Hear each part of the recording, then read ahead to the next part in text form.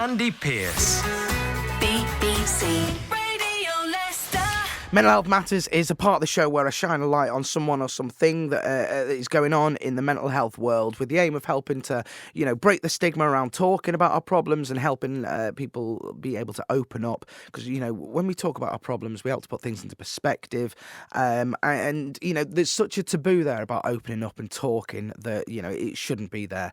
So this is Mental Health Matters here on BBC Radio Leicester. You're on with me, Andy P. We've got a lovely guest on today, Anthony Kessel, who is a public health physician, an academic, and author. He is the creator of the award-winning book series Don't Doubt the Rainbow, which uses fiction to address and promote good mental health and resilience in children and young people. This week, we know that it's been Children's Mental Health Week. It's been celebrated all week, and I'm really chuffed to have Anthony on the show to talk about his work, his experiences, his insights in promoting mental health and well-being in children and young people. Anthony, welcome on to the show. Thank you for having the time to come on.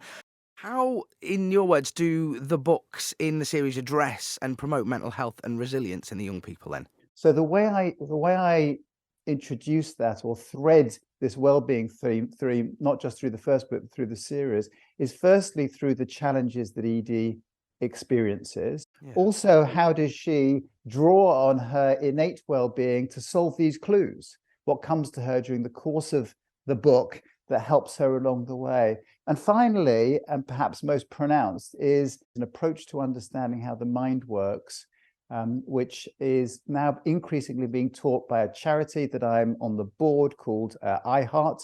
And it's an approach that speaks to children. It's being taught in educational programs to schools around this country and internationally to great effect. And it teaches children about the understanding between the connection between the external world, your thoughts and your feelings. People tend to feel, it appears to people, that when they're feeling, if you like, negative feelings, so sad or low or anxious, or even positive feelings, happiness, joyful, so forth, people tend to think that it's the outside world that's the cause of that. It's a rainy day, that's why I'm feeling bad. For children, it's the science teacher at school, that's why I'm feeling bad. And actually, that's not how the psychological system works. It's not how our mind works.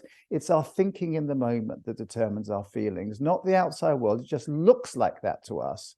In other words, if it was a rainy day outside and you, Andy, happened to be sitting by the window and were thinking, wow, that is so beautiful how the sunshine is reflecting off the droplets of rain on the car, you'd probably have, you're thinking positive things, you'd probably have a positive feeling about it. It's still raining out there. So it depends on your thinking in the moment for all aspects. And when children and young adults, and my books are geared towards 11 to 16-year-olds, when they begin to learn that their feelings are not dependent on something external, not depending on an exam result, not dependent on looking good, that's with eating disorders, not dependent on exam results or social media posts, when they learn that that is a false attachment, if you like, it liberates children. And if listeners look at the iHeart Principles website, you'll see children speaking to camera whose experiences have been transformed by experiencing these programs. I think that's brilliant. I really do. I did not know that existed, so I'm definitely going to look into the iHeart charity. I've taken from that. So it's sort of placing an understanding of emotions and realising where the emotions need to be. And like you say, it's not the external, it's internal. It's how you look at it. It's your perception on things. I think that's really brilliant, Anthony. I really do.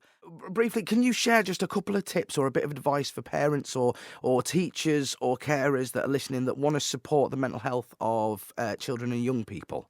Yeah, absolutely. And this is as important to me as a doctor as well as an author. Yeah. But I think for children, if you're experiencing, and I've had my own children experiencing such challenges, if you're experiencing mental health or psychological health problems, you're feeling anxious, you're feeling sad, you're worried about your eating, whatever it might be, speak to someone. That's the first thing. If you don't want to speak to your parents, speak to a friend, speak to a cousin, speak to an aunt you like, speak to a teacher at school that you're comfortable with, because a problem shared is a problem halved, and it gets a lot worse when you keep it internally. So for children and young adults, I always say, talk to somebody. For parents, I think it's a question of being available, and listening to what you're having the time and space to listen to what your child has to say and ask questions. It's very easy for us, I'm a parent as well, to jump in with solutions or to give your child a hard time. But listen and ask questions rather than jump in, and seek a professional's advice. If you're concerned, take your child to the GP, take your child to somebody, a professional, so you get another view. And for educators, I think you asked about teachers in schools. Yeah. I would hugely encourage schools to have a look at the charity iHeart Principles website and consider the educational programs that are being provided. That's not the only.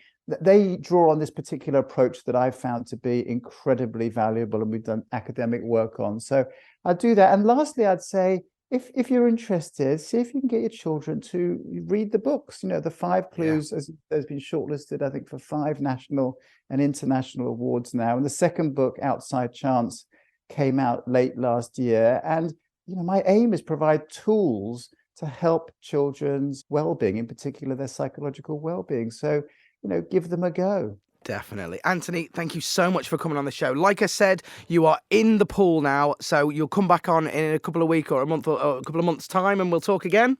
Fantastic. So nice to be with you. Thanks very much. You're more than welcome. That's Anthony Kessel there. Don't forget, you can check out his award-winning series, Don't Doubt the Rainbow. It sounds brilliant. I love the iHeart Principles charity as well. So I'm definitely going to look into that, and we'll probably have somebody on from that charity on a future show to talk about what they do as well. I think it's absolutely phenomenal. Thank you so much, Anthony Kessel, for coming on the show.